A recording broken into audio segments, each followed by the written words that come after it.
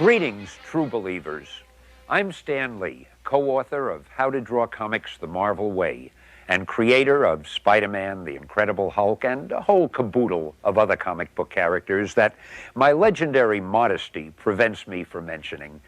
Now, I'll be your host and guide as we journey together along the rambunctious road to comic book artistry, which is to say, it looks like we're stuck with each other for the next little while. Now then, let's start with the basics. And what can be more basic than having an artist teach us how to draw? Certainly better than a plumber. And what artist can be better suited to this titanic task than my co-author and good buddy, none other than John Buscema. Thanks, Dad. Now let's draw comics. The Marvel Way.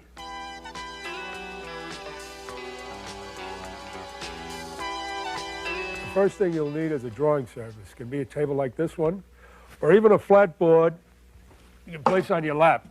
So, next you'll need some drawing paper. Marvel artists use 2-ply Bristol board, large enough to accommodate artwork 10 by 15 inches. You'll also need push pins to keep your paper from slipping off the board. Thumbtacks work, so will tape. Of course, you'll need a pencil. You didn't think it would be so complicated, did you? Now, some artists prefer a soft lead pencil, like the one John is using. Others, of a more delicate bent, select a finer hard lead, like this one here. There are many different pencil grades available. Which one you choose is up to you, of course. Most professionals use an eraser like this. It's called a kneaded eraser. But since Marvelites hardly ever make mistakes, let's move on. You'll need a simple drawing pen with a thin point for inking and bordering. A brush is a must. Your best bet is a sable hair, number 3. You'll also need a bottle of black India ink, of course. Any good brand will do. These brushes are very expensive, and if you don't know how to clean them, you can ruin them. So what you do is swirl it around the water, rub it up against the glass jar, and gently rub it alongside the rag here. You come to a fine point. And let's not forget a supply of white opaquing paint to cover those rare mistakes we make from time to time. That's better. Your T-square is an invaluable tool for drawing borders and for keeping lines parallel. A triangle, too, is a necessity for drawing right angles and working in perspective. And don't forget an ink compass for drawing perfect circles. Plus, you might as well get a pencil compass, too. Any or all of these tools of the trade are available at your favorite art supply store. Now, just to make sure we're using the same language when we refer to things, let's review the various names for many of the elements that make up a typical comic book page. The first page of a story with a large introductory illustration is called the splash page. Letters drawn in outline with space for color to be added are called open letters. Copy which relates to a title is called a blurb. The name of the story is naturally called the title. An outline around the lettering done in this jagged shape is called a splash balloon. A single illustration on a page is called a panel. The space between panels is called the gutter. And I'm sure you won't be surprised to learn that this zat is called a sound effect. Copy which represents what a character is thinking is, logically enough, a thought balloon. The little connecting circles on the thought balloons are called bubbles. I mean, we'd feel silly calling them squares. The regular speech indicators are the all-important dialogue balloons.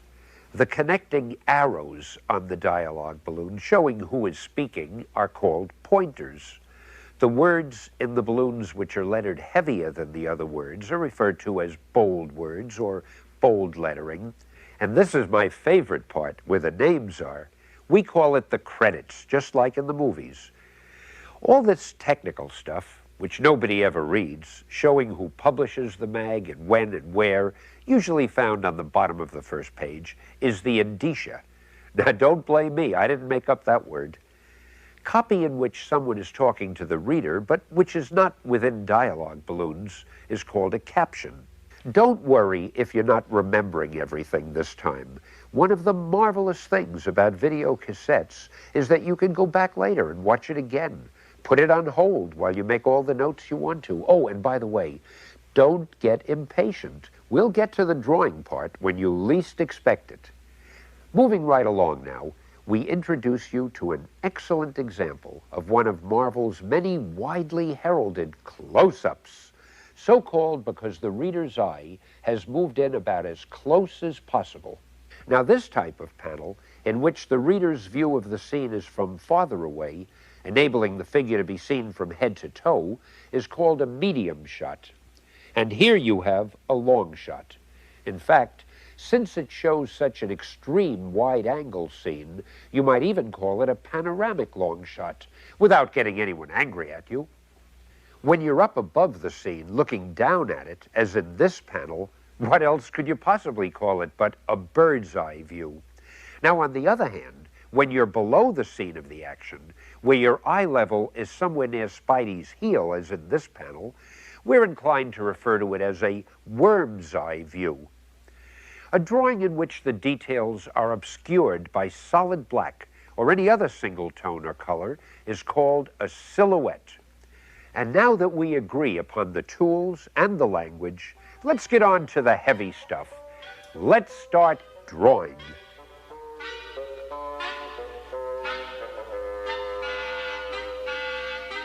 The most important thing is making your drawing look three-dimensional, making it look solid. In other words, like it's occupying space. We'll work on form using these three simple basic shapes: the cube, the sphere, and the cylinder. As we move along, you'll see that every drawing is based on one or more of these three shapes. Here we see a simple handgun, without which there could hardly be any comic books, TV action shows, or movies. And if you ever want to draw a Western strip, you'd better take particular note of the fact that the barrel is really a cylinder. The bullet chamber is a cylinder encased in a cube, and the butt itself is based upon the basic shape of a cube. Obviously, the details of the shapes are modified to suit the artist's desire and the drawing's purpose. But the thing to remember is the actual sphere, cube, cylinder construction beneath the drawing. In fact, every object can be broken down into one or more of these three shapes. Take the automobile. Notice how there's a large cube representing the shape of the body, with a smaller cube denoting the window and roof area. An airplane is equally easy. For me, anyway. I don't have to draw it. The purpose of this is to train you to think through the objects you see. See them as made up of any combination of our three basic shapes: the sphere, the cube, and the cylinder. A very important concept. Just about as important as make mine Marvel, of course. Well, now we come to what I'm sure you've been breathlessly waiting for: how everything we've learned relates to the human figure. Notice that in this drawing we use cubes for the rib cage and the hip area, while cylinders form the basic construction of the arms and legs. Even the little band around his thigh follows the form of a cylinder. A few more lines and you've got Daredevil, one of Marvel's most popular superheroes. Here are some more sphere, cylinder, cube examples.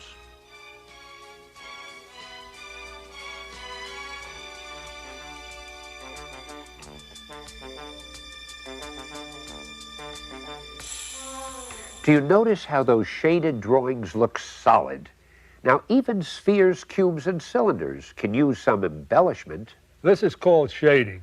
Gives an object a sense of solidity. Proper shading reinforces the feeling of dimension. We can pause here if you wish, and you can practice what you've learned so far. Or, oh, potential producer of phantasmagoric picture panels, you can grab your ruler, your T-square, and your triangle, because our next topic is perspective. Perspective is vitally necessary in making a scene look accurate. In other words, making things appear to be correctly placed in the foreground, background, and in between. It's not an easy subject, but you've got to master it in order to draw comics. We'll make it as simple and clear as possible. Before we can even begin to understand perspective, we must first learn the basic concept of a horizon line. Simply put, the horizon line represents the viewer's eye level. That's the spot in the picture where your own eye would be if you were there observing the scene. Now, this cube provides a simple example.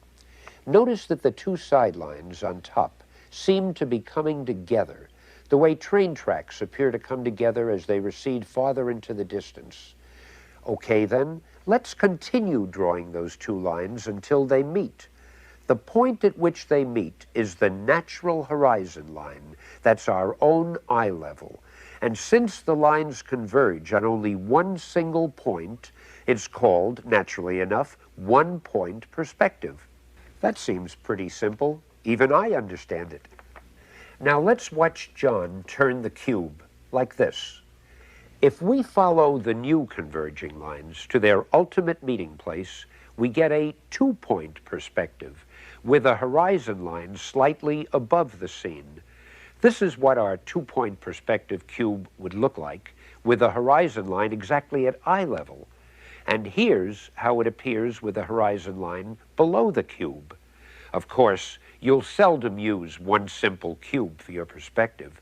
So let's see how these principles apply to the kind of scenes you might be drawing. In this drawing, despite the size of the scene and the number of the buildings, you can see how everything converges toward one point. Therefore, it's a one-point perspective. You can probably guess what we're about to tell you. The perspective lines are converging to two different points, but along the same horizon line. Thus, a two-point perspective. Well, it had to happen. An example of three-point perspective. The point at which the converging lines come together and finally meet is called the vanishing point. But here comes the tricky part. Look way up above the building. There's a vanishing point too, but it's merely an arbitrary point. Here's an example of a three-point perspective with a third vanishing point well below the horizon line. Three-point perspective drawings are really very common, so practice them until they look right to you.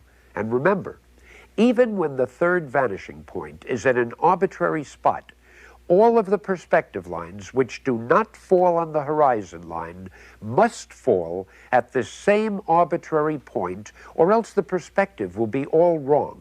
For example, let's say you want to draw the inside of a room. Sounds simple, huh? But what about the furniture? It's got to look natural, like it belongs, not like it's just floating. That's what perspective is all about. Notice that the vanishing points are at eye level in order to have correct perspective. No matter where the viewer's eye level may be, everything falls into place. You might want to put the tape on pause and see if you can copy this next example.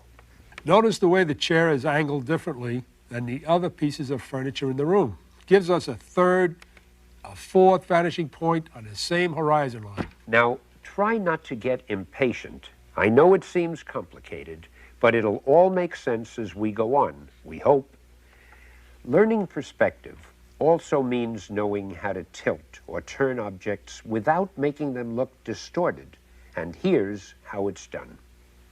We all know that a perfect circle will fit perfectly within a perfect square. But if we change the position of the square, the circle must also change. It becomes an oval. However, because it's in perspective, it still looks natural. If we draw a cube, which is nothing more than two squares in perspective, side by side, then draw two ovals within the squares and connect the ovals, we end up with a wheel drawn in perfect perspective. We thought you'd enjoy these particular shots because they show, in typical marble scenes, how we put the figures themselves into proper perspective. Now, notice where the eye level is in each panel, as well as the location of the various vanishing points.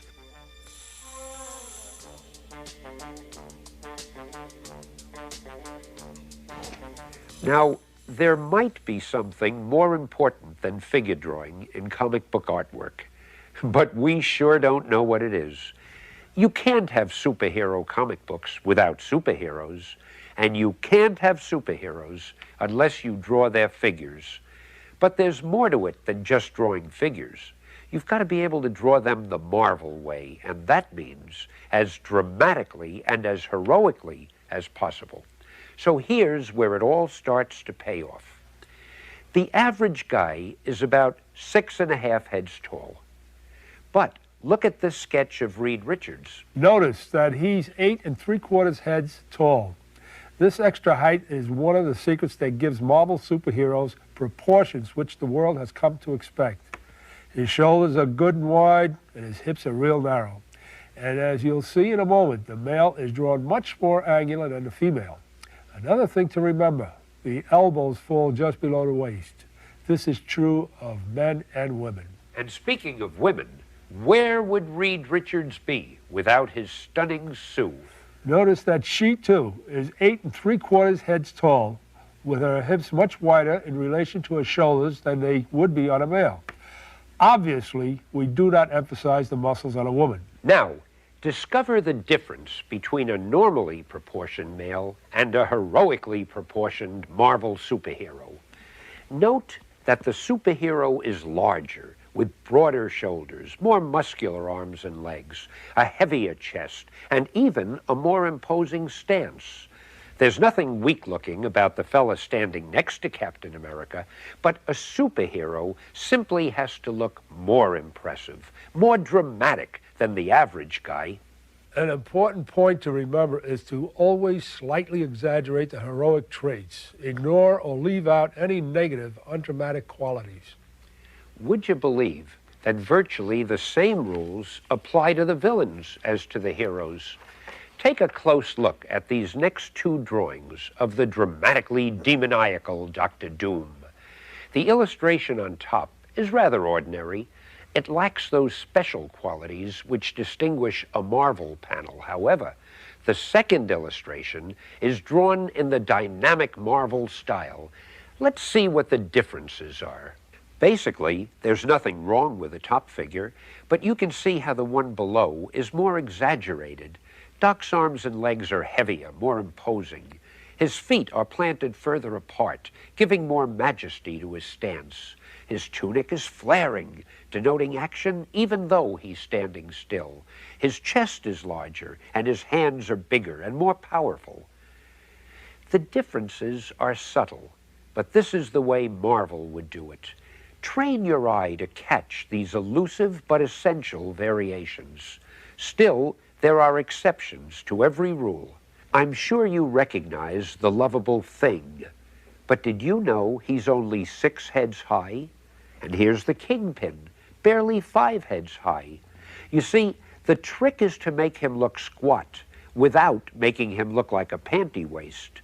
Incidentally, the smaller the head in proportion to the body, the heavier and more bulky the body will seem. And now that we've studied the figure, here's what you've all been waiting for.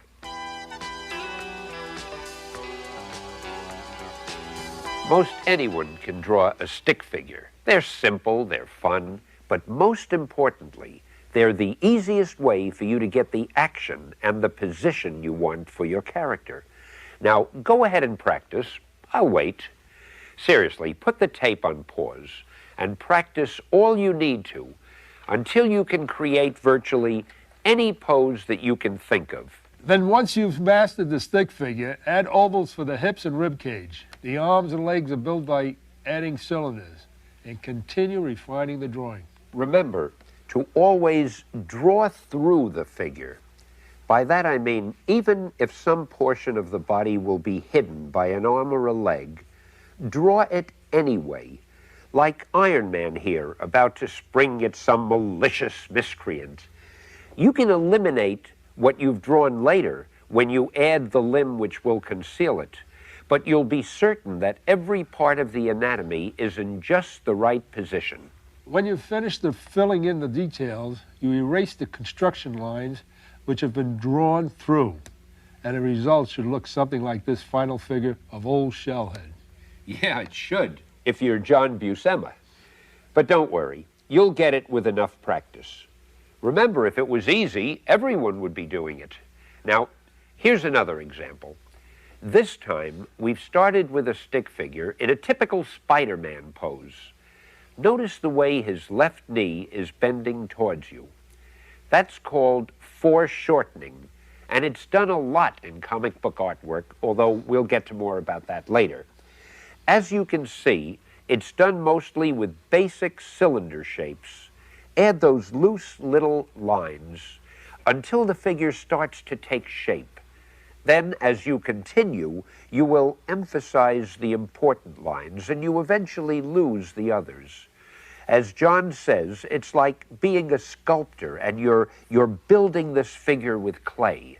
This drawing process isn't easy, but the more you practice, the easier it will become.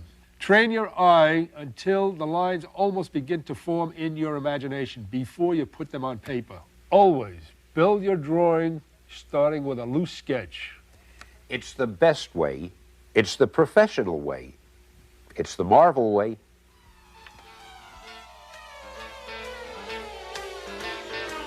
Action. It's a Marvel specialty, a Marvel trademark. Now sharpen your pencil, Pilgrim, because here's where we separate the men from the boys.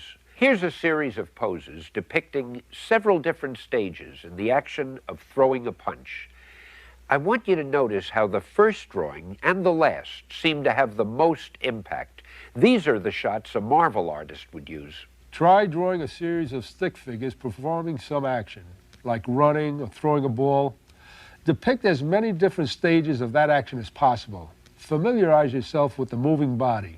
Use as many lines as you need. Don't try to do a finished drawing. Just loosen up. Try to feel the action. Well, don't just sit there, true believers. Go ahead. We'll wait for you. Hey, I didn't say we'd wait all day. All right. Compare your practice figures with these. Now, note how the action has been caught in a few simple lines. That's what you want to learn to do. Exaggerate your action, keeping your figure loose, supple, always in motion. The center line drawn through the figure from top to bottom is always drawn first. It gives you the curve or the swing that you want your figure to have. Always remember, every pose has a certain rhythm to it. With one simple center line, you can determine that rhythm and then start building your entire figure around it. Now let's study some figures in motion to see which ones we like and which we don't. And why? Both of these figures are rough sketches of someone running, but notice how much more dramatically this figure is moving. Why? Because his center line has more swing, impelling him forward with force and urgency. Now the same is true here. Both figures depict a reaction to a punch in the jaw. This figure is perfectly clear, but it simply isn't done in the Marvel style. It lacks the movement and the sharply curved center line of the other one. Notice how this figure is looser. The legs are bent and thrusting backwards as the arms jut forward. Notice how the head follows the center line, completing a graceful, fluid curve. Now that's the Marvel way, and the same rules apply to figures which are just standing. In these examples, the smaller figures are okay, but just okay. They're not particularly dramatic, they're not overly heroic, and most importantly, they're not very interesting.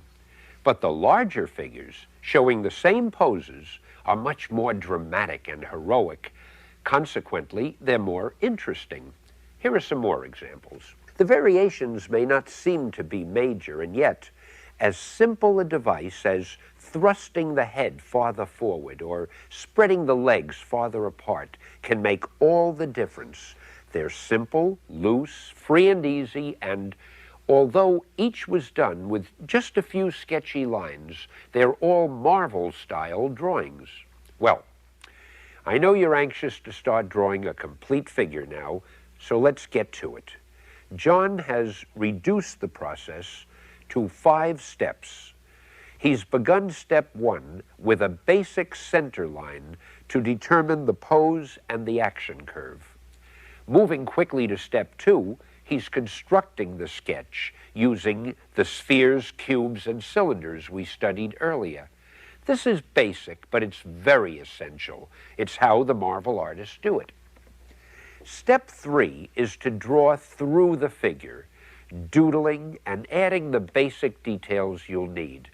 Keep your pencil strokes loose, light, and graceful. If a line isn't right, don't worry.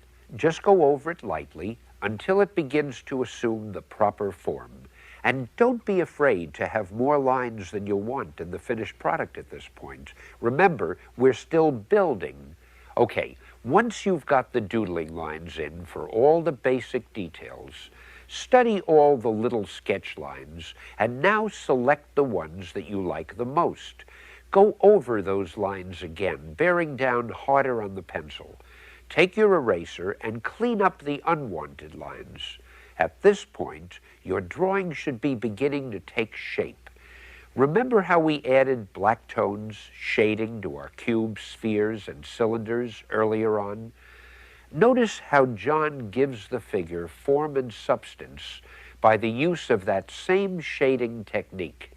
And don't worry if your first figure doesn't come out looking quite this polished. If you're not satisfied, go back and start over. Be patient. Why, it might take as long as 2 or 3 days before you're as good as Big John.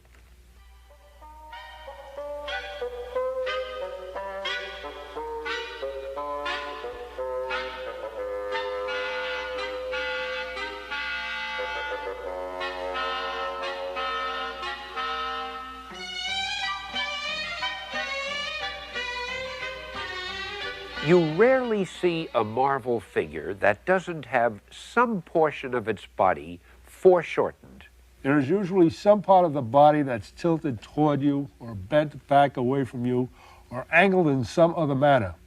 As these pictures illustrate, when shapes are tilted away, they seem to become shorter. Here's a little demonstration you can try for yourself. I'd like you to take a drinking glass and hold it in front of your eyes. Then tilt the glass away from you, just so. I want you to notice the body of the glass seems to shorten as you tilt it. Now that's foreshortening. Notice these cubes and cylinders always shorten as they go away from you. Think of each figure as a bunch of connected building blocks. The artist's job is to arrange them in proper position, making sure they are correctly foreshortened as they tilt away from the viewer's eye. In these examples, the line drawings reveal the building blocks of each panel. Pay attention to the perspective lines, which illustrate precisely how the problems of foreshortening are solved. I'd like you to look at the thighs on our black-garbed bad guy. Now, obviously, in real life, they'd be the same size. But here, his right thigh seems to have become considerably shorter than his left. This is because it's tilted at such a severe angle and pointed almost directly at us, as revealed clearly in the block building sketch. Now, the same goes for this shot of the thing. Because they're drawn at extreme angles, see how much shorter his left leg and his right arm seem to be. It's this skillful use of foreshortening that'll make your figure really come to life.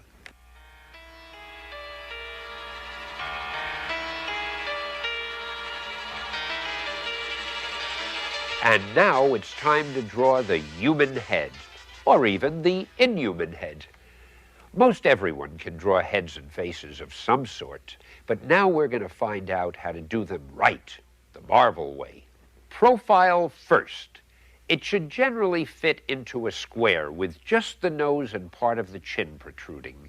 The eyes usually come midway in the skull, between the top of the dome and the bottom of the chin. Now, dividing the skull into 4 even quarters from top to bottom, the nose will usually be in the 2nd quarter, up from the chin, with the ears falling at about the same level. Now the front view. Notice the head isn't a perfect oval because the jaw has a slope, which makes the bottom of the skull considerably narrower than the top. Look at these heads from different angles. Once you're familiar with the construction, you'll be able to draw the head in any imaginable position. Let's begin with some basic tips. Heads are generally 5 eyes wide, with 1 eye distance between the 2 eyes. To determine the width of the mouth, draw lines from the bridge of the nose touching the outside of the nostrils, and where they cross the mouth line, that is the width of the mouth. Then, draw 2 more lines starting underneath the nose. They should run through the lower lip, right where it starts to turn up, and where those lines touch the bottom of the head, eureka! That's the width of the chin. At this stage, keep your heads simple. No extra lines in the forehead or around the nose and chin. Keep the nose small and the chin strong and firm. Don't let the hair just lie there. Give it body, thickness. Keep the mouth simple. Notice the curve of the upper lip, and just a small, simple line for the lower lip. As you can see, there are many different types of good-looking males, be they human, amphibian, or whatever. Practice the basic rules. There are, of course, lots of variations, but if you stick to the principles, you'll be able to make any character heroic-looking, no matter what his origin or facial expression. Drawing the good guys is somewhat formularized, but the bad guys, hey, that's a different story. Here's where you can let your imagination run wild. As you know, your average vile and vicious villain comes in all sizes and categories. So, when creating the head, you can use any shape that grabs you, square, round, wide, whatever. But just make sure that his look complements his personality. And speaking of personalities, let's turn our attention to the beautiful but difficult to draw Marvel women. Fortunately, John is almost without peer when it comes to portraying sensuous femme fatales, and here's proof. Remember the 5 basic steps, beginning with a profile. First, the head is drawn within an imaginary square. Then locate the eyes halfway down the face like this. Now you have a benchmark for the eye and the nose. Note how the nose tilts out and up from the skull, and it's rather short. Using a soft, curved line, place the cheek from the ear to the front of the skull, halfway between the bottom of the nose and the bottom of the chin. Notice also how John places the mouth well forward from the skull. Notice, too, that the lower lip is fuller than the upper lip, while the upper lip juts out farther forward. Also, see the angle line showing the relationship between the lips, the nose, and the chin. Now draw the lady's eyebrow, but not too low, and employ a graceful curve like this.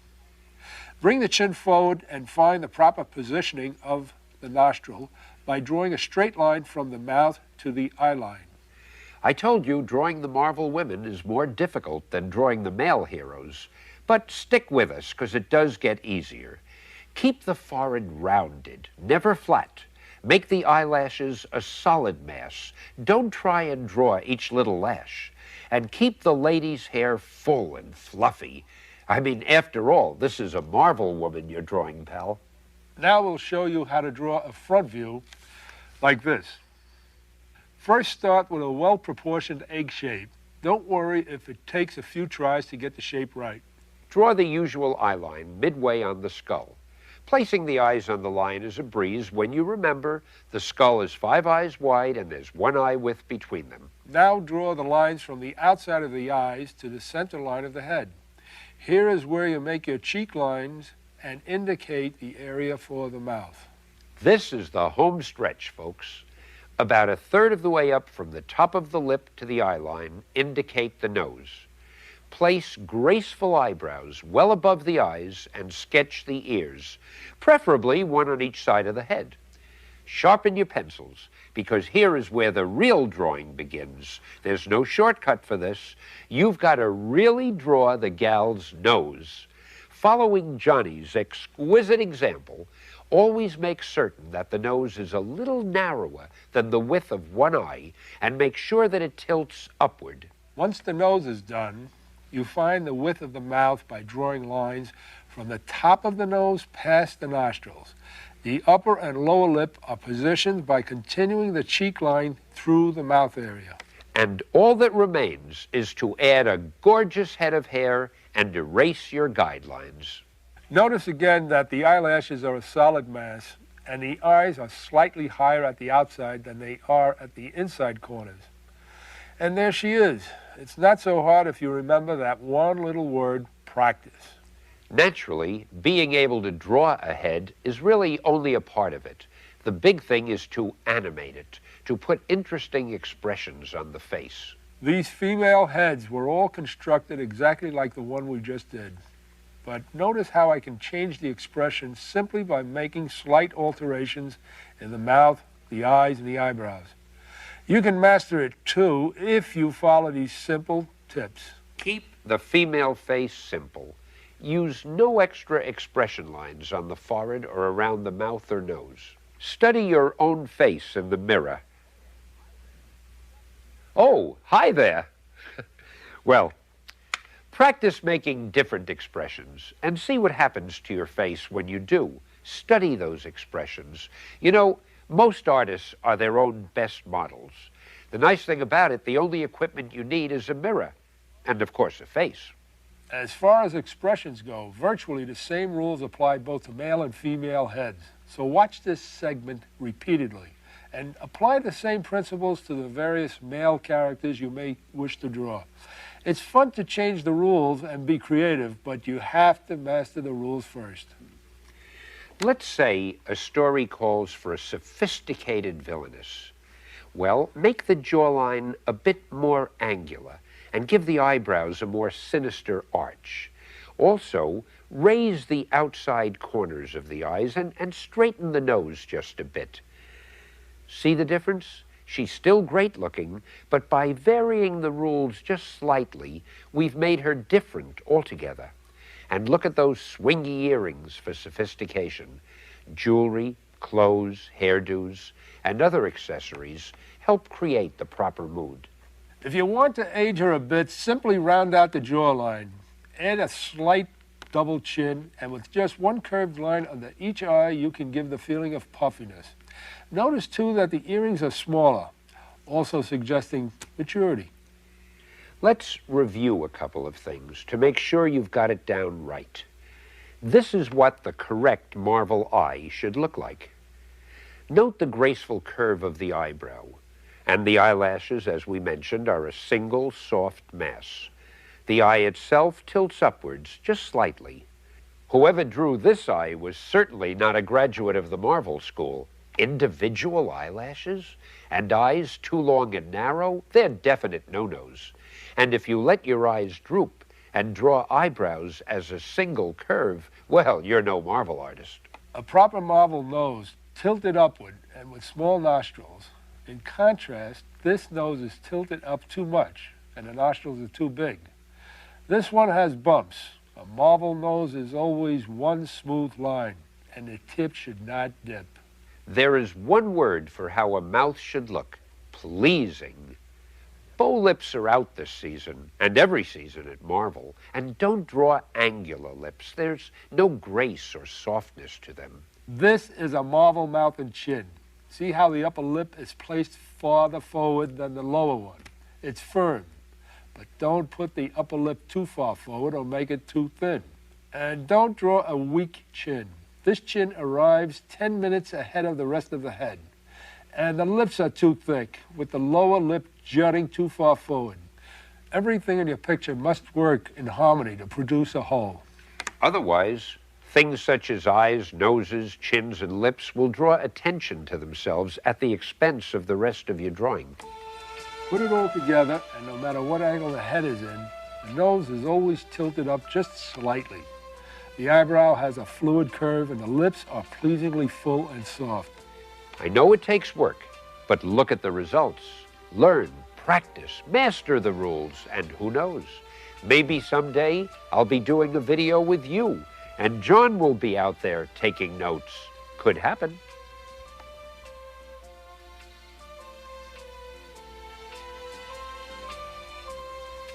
A work of art, be it Rembrandt or Buscema, must have that magical ingredient of correct composition. Call it a layout, call it design. It all adds up to one vital point. You've got to put your picture together so it's both pleasing to the eye and gets the message across clearly and interestingly. The simpler, the better. That's the first rule of Marvel composition. Make your designs exciting and powerful, but keep them easy to understand. Also notice how the important elements of this panel fall within the shaded area. Important elements are grouped together rather than scattered. The shaded area, or prime shapes, are sensed by the artist as he draws. Never draw the shape first. Never squeeze elements inside of it. The picture is sketched out with the shaded areas taking form in the artist's mind. Sometimes, after a picture is drawn, too many important elements fall outside the basic shaded area. Now, in such instances, the artist just changes his drawing until everything falls within a pleasant, unified mass. You want to train your eye to find the patterns, and you'll soon see that the most complicated picture will lend itself to similar analysis as soon as you look at it. The camera angle is another vitally important element of design. Like a movie director, you, the artist, must give the viewer's eye the best possible shot. Here we see Dr. Strange entering a room. It's a flat, unexciting camera angle, nothing dramatic or unusual about it, but by changing the camera angle, see how the scene has a sense of urgency, of impending drama. Now here's good old J. Jonah Jameson yelling at Peter Parker on the phone. It's okay, but in a word, blah. Now, look at the intensity of this angle. Poor Petey is really getting it now. And here's Dr. Doom, being his usual rotten self. It tells the story, but nothing more. New camera angle, new Dr. Doom. You see, it's more menacing, it's more compelling. In a word, we now have a better layout. Let's see camera angles the way any ordinary comic book company might do it, compared with the Marvel style. We'll use an Avengers story as an example. Here's how it would look in an average comic book. Here, a monster is breaking into Avengers headquarters. Next, a reaction shot of our three heroes. And here we see Cap, Iron Man, and the Vision rushing to do battle. Now that's old Shellhead taking a swing at the big bad behemoth. And here we see the monster about to do our hero irreparable bodily harm.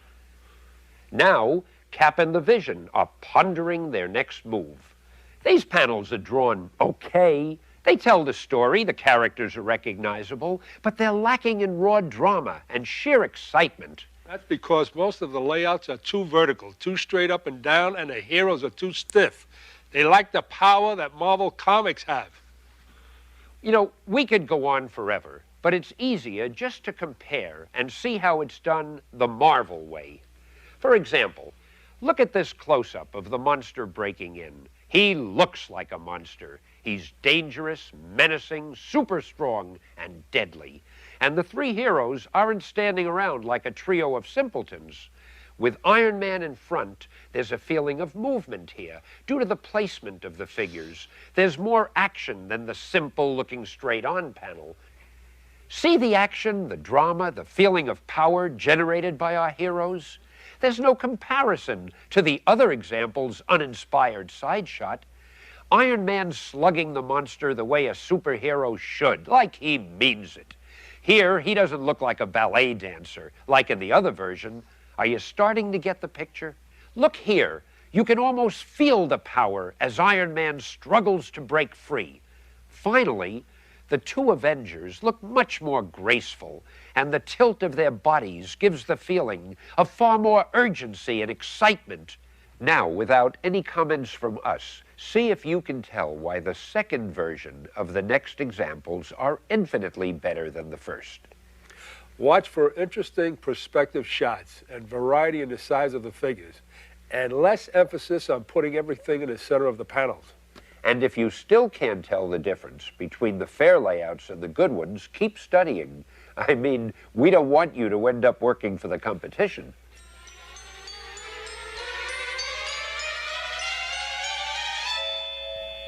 Now here's where you can follow, step by step, exactly how a page is penciled for a Marvel comic book.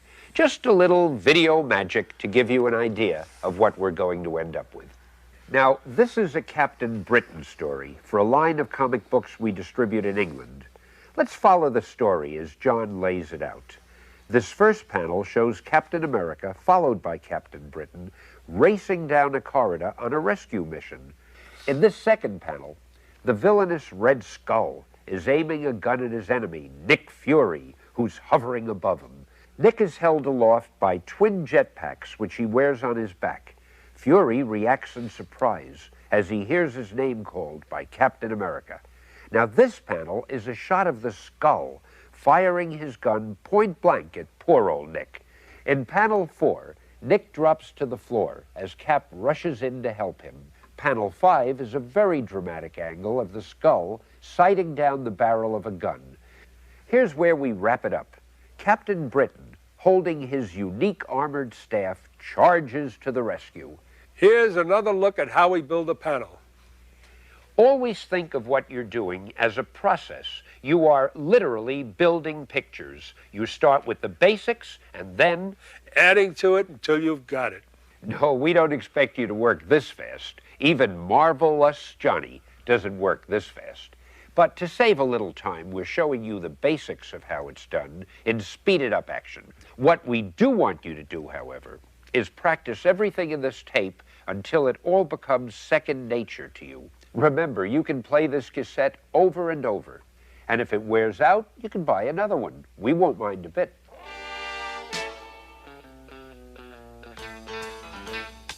The cover is probably the single most important page of any comic book. Without which you cannot tell a book by. It's got to catch the eye, and it's got to intrigue the potential reader. After all, if the reader doesn't pick it up, it means one lost sale. And Marvel doesn't like lost sales. Consequently, more thought and work go into the cover than any other page. Usually, the editor comes up with a basic idea and talks it over with the artist. If there's time, the artist will do a number of layouts until one final version is agreed upon. Now, for some typical comments and criticisms that you might expect to hear from typical Marvel editors. Not that we mean to imply there's anything typical about any aspect of Marvel Comics. Here's a sample layout for the cover of a magazine called Nova that didn't quite make it. If you listen carefully, you can hear the editor's typical, gentle, kindly observations.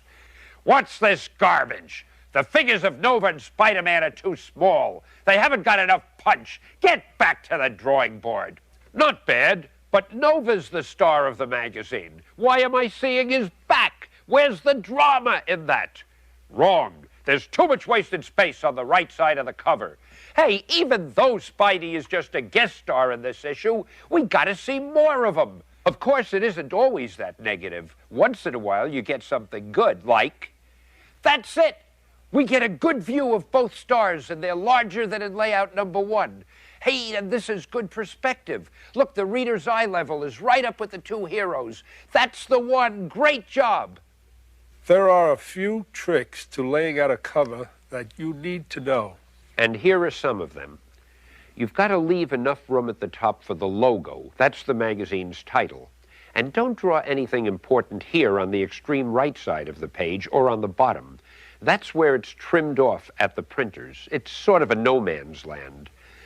Try to leave dead areas on the cover. Those are areas that are still exciting to the reader, but they're unimportant enough to be covered over by dialogue balloons or captions if the editor so decides. Always leave the drawing open for color is the expression that we use in the Marvel bullpen. Don't distract from the cover's glorious hues with too many black areas.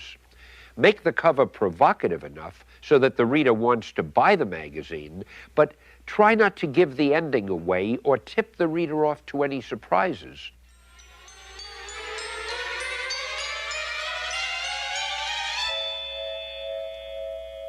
And now we're ready to put the final touch on a brilliant work. We're ready to learn the art of inking. Your illustrations may be works of art, but they can't be reproduced by the printer. unless black India ink is applied to the original pencil drawing. That means that someone has to ink over the initial penciled artwork with either a drawing pen or a paintbrush, transforming each illustration into a carefully inked final product. However, an inker is not just a person who traces a pencil drawing. The inker must be an artist himself or herself. A gifted inker can make mediocre penciling look great, but a mediocre inker can also make great penciling look dull. Inking requires concentration. Therefore, you should make sure your posture is correct. Don't slouch over your drawing board. Sit up straight. Ruling lines with your brush is far more difficult than using a pen, but the results are usually worth it. Just hold the ruler at about a 45-degree angle and run your brush along it like this. By varying the pressure of your brush, you can make lines of any thickness. Lines ruled with a brush are not as stiff as those made with a pen. Actually, they tend to have more character. Become equally adept at both pen and brush. The brush requires more time to master, but if you use a pen exclusively, your finished drawings may seem stiff and lifeless. Now, these examples of brushwork are called feathering. Notice how some strokes go from thin to thick. They're all done with the same brush, merely by varying the pressure you use. In case you're wondering, John is using a Winsor Newton No. 3 sable hairbrush. Same brush, different effect. John is now using the side of the brush rather than the tip. This is a very helpful technique for inking hair on a character's head, for example. Experiment with your tools. Search for different effects. Use anything imaginable to get the effect you need. Open your mind. That's what art is all about. Here's a well-inked panel. See how the lines vary in thickness? They're heavier on the underside of the bodies, away from the light. Now this gives solidity to the figures. And look how clear the picture is, even though there are a number of figures and a wealth of little details. You see, a good inker ensures that drawings will be understandable no matter how complicated they might be. One way to achieve this is to use heavy blacks to make the figures stand out from the background. Now here's the same panel, but it's overworked. It's too dark and there are too many lines. When it's reduced to comic book panel size, it's going to be tough to understand. Too much texture has destroyed the basic beauty of the drawing, and it's almost impossible to read. On the other hand, here's an example of the other extreme.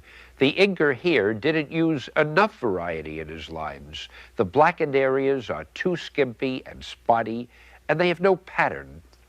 His lines are almost all the same weight, with no feeling of thick or thin. The characters, as you can see, just seem to blend into the background. It's boringly blah. Now, it's just as bad to keep a panel too light as it is to overwork it. The secret is to know when and where to place your strong black areas. Too little or too much will ruin your drawing. The black areas here are concentrated on just one side of the figure. This technique accomplishes two things. First, it gives a feeling of dimension. Second, it directs the reader's attention to the character's face by framing it with massive black areas. The figures here are drawn realistically. See how bold and simple the heavy black shadows are? Again, there's one bright light source illuminating one side of the body and casting the other side in deep shadow. Keep your inking simple, with just one definite light source in each panel. Now here, the main purpose is to create a mood of fear and menace. Look at both panels. Now concentrate on the simplified panel. The blackened areas are simple vertical or horizontal forms, thereby creating a calm, motionless scene. The dramatic exception is the large slanting black masses on the winged gargoyle, which add a sudden feeling of shock, of impending danger. Also, look at the large vertical black designs within the fence bars. They unify the picture. Now, without them, the whole design would seem to fall apart. Here, the black designs seem to be jumping all over the place. They're creating a feeling of chaos and action. But the pattern, although it's seemingly jumpy, is really quite consistent. It rivets your eye on the action. Now the blank areas are arranged here to create a pleasing circular movement. These two slashes across the bottom add action and unity. Here's our final example. The light coming from the left is casting everything on the right in deep shadow. The heavy black shadow area emphasizes the feeling of a horror story. Now, just by looking at the design of the panel, you know it's no humor or romance strip. Notice the way the black areas in the background give a feeling of realism and detail without detracting from the two important figures. This panel is heavy, it's melodramatic, and yet it's clear. In a word, it's Marvel. In summation, the penciler draws his panels in, what else? Pencil. Then they must be finished by the inker. Now it's up to the inker to decide where and how boldly to apply his black ink. The inker figures prominently in determining the mood, the design, and the clarity of each panel.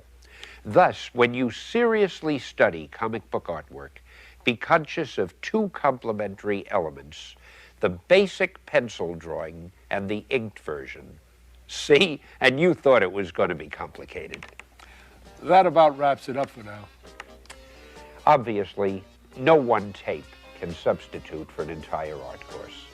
But we hope we have at least presented you a broad overview, illustrating the most important elements of style, drama, and design that go into the making of a Marvel comic book. Now, one last word before we turn you loose to unleash your talent upon a breathlessly waiting world. To be a great artist, and Marvel isn't interested in any other kind, you've got to do three things: draw, draw, and then draw some more.